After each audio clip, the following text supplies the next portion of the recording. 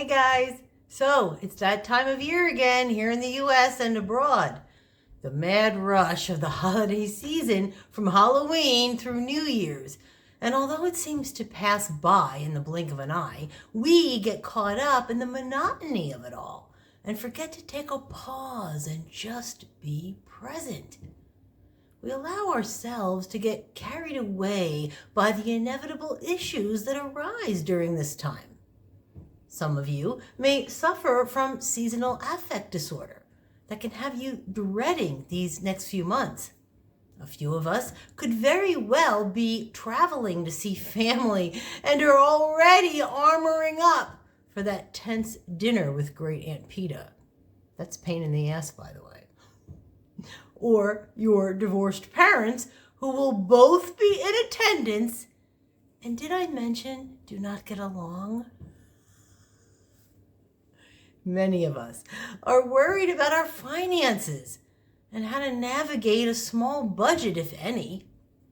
Or maybe you're choosing to lay low with your pets, perfectly content with, your solitude and takeout. While others anticipate a magical experience for their children that usually never quite looks as they imagine it. And no matter what it is we choose to do during this time, we are always reacting from the thoughts and beliefs that have been ingrained into our subconscious reel. Situations like the chore of getting together with family at Thanksgiving, because of the typical dysfunction that goes on. Or maybe we're celebrating the holidays with our kids and how we think it should look, because that's where we get to control things and have the experience we never got to have. Or having to address our relationship with money that we have been pushing aside forever. Or even, becoming the avoidant adult child that refuses to show up for any of it. Are all triggers reminding us of the circumstances or patterns of dynamics, usually, but not limited to childhood, that had us feeling a certain way in our body, forcing us to take actions that felt safe and comfortable. The place of a familiar hell over an unfamiliar heaven. Sounds great, but here you are, pulling into mom's driveway with your cheesecake and your memories, about to be face to face with you. Here are 4 responses to help you rock these holiday season triggers. Let's go. Hello and welcome to my channel. I'm Izzi DeLeo, your soul energy alchemist, mindfulness and spiritual awakening coach. And I'm here to help you embrace your IZ-NESS. So here we go. Number 1. Set clear boundaries.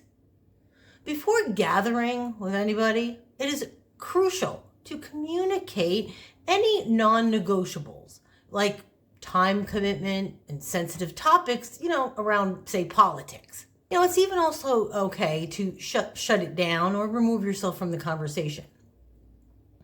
When a common ground is reached, it fosters a more relaxed atmosphere and frees all parties from having to deal with anything that may arise, regarding such issues. It creates mutuality and respect, and therefore redirects others' attention onto what truly matters. Honoring and upholding our boundaries allows for love and connection to flourish. The same holds true for the endless Christmas lists. And there's nothing wrong with standing firm to a 1, 3, or 5 limit, whatever floats your boat, I have friends who give their children 1 gift from the parents and 1 from Santa. And you know what? It's just simple. Reminders of what the holidays represent is the real gift. And it holds space to create new traditions and expectations around giving, such as like volunteering and serving it forward. Number 2, focus on gratitude. This shift from lack to abundance will set the tone for, shared moments of appreciation. Small gestures like thanking someone for hosting a delicious meal or, displaying a beautifully decorated home inspires compliments from others and creates a ripple effect. Expressing, joy over a gift you received that was personally thought out goes a long way in creating harmony. And don't forget to thank that DoorDash driver with a nice tip or a small treat for getting your food to you hot and on time, while you decided to stay at home in your PJs, quite frankly. It becomes infectious. Gratitude expands when it is offered. It gives others inspiration to pay it forward. So, it is one of the most important things. Number 3, staying present. Having present moment awareness dissolves all fear. The more you can remain present, the less you will suffer. Fear is suffering. Suffering is past future fixation. Ego. Bringing your focus back to your breath will automatically pull you into presence. Wherever you decide to be this season, bring all your senses into it. Touch, smell, taste, listen and observe in your environment. Be with and softly caress your cat. Feel their fur and their purr. Listen for those things and talk to it. Hear it as well. Sit and listen to your grandmother talk about her family and how she grew up during the holidays. Smell the fireplace off in the distance and feel its warmth. You will find love in the most minuscule things and places you once overlooked. So try it. And finally, number 4, embrace all that is and surrender to the outcome. Since we must reside in the realm of 3D, it is always going to be polarized. With the good, the bad, the, happy, sad, easy, difficult circumstances of life waiting to make their appearance.